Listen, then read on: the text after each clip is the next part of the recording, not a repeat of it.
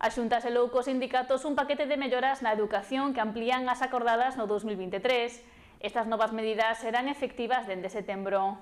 O Goberno galego e os sindicatos Comisións Obreiras, AMPE, UGT e CSIF selaron hoxe a posta en marcha dun novo paquete de melloras no ensino. Son medidas que amplían o alcance do acordo do 2023 para blindar a calidade do sistema educativo galego.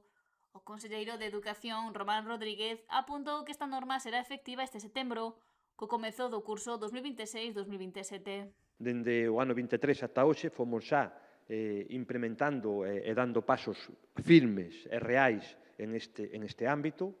Ata o momento actuamos fundamentalmente no ámbito de infantil e primaria, aí está a reducción de ratios, aí está tamén os axustes horarios do profesorado, e noutros ámbitos máis transversais, como pode ser a atención á diversidade, co cómputo por 2 ou por 3 dos alumnos con discapacidade, e, por suposto, todo o que foi tamén a mellora da masa salarial en base á carreira profesional, se se quere chamar así, que se puxo en marcha naquel momento.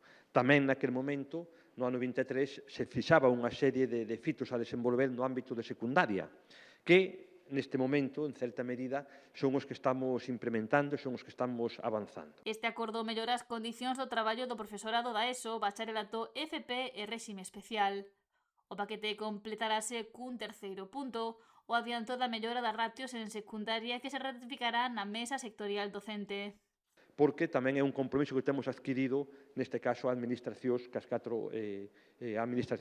cos 4 sindicatos presentes. Creo que esa é a forma de facer as cousas. Podemos traballar conxuntamente, podemos dialogar, podemos acordar, podemos tamén, obviamente, discutir, é lógico e normal, en estos pero, ao final, o que importa é o obxectivo común que temos, que é lograr accións e procesos que vayan orientados a mellorar o proceso educativo en xeral e tamén, en particular, as condicións laborales dos docentes. Creo que hoxe damos fe dero, hoxe, en certa medida, apostamos por o diálogo e apostamos por poñer en marcha medidas reais. Unha das medidas que se implantará a partir de setembro é o reforzo de consolidación de 400 prazas de especialistas en pedagogía terapéutica, audición en linguaxe e orientación. Un acordo que vai ser bo para os seus destinatarios, que neste caso son fundamentalmente os alumnos con necesidades educativas especiais, que se suman a outras medidas xa implementadas, e, por outra parte, os docentes de secundaria.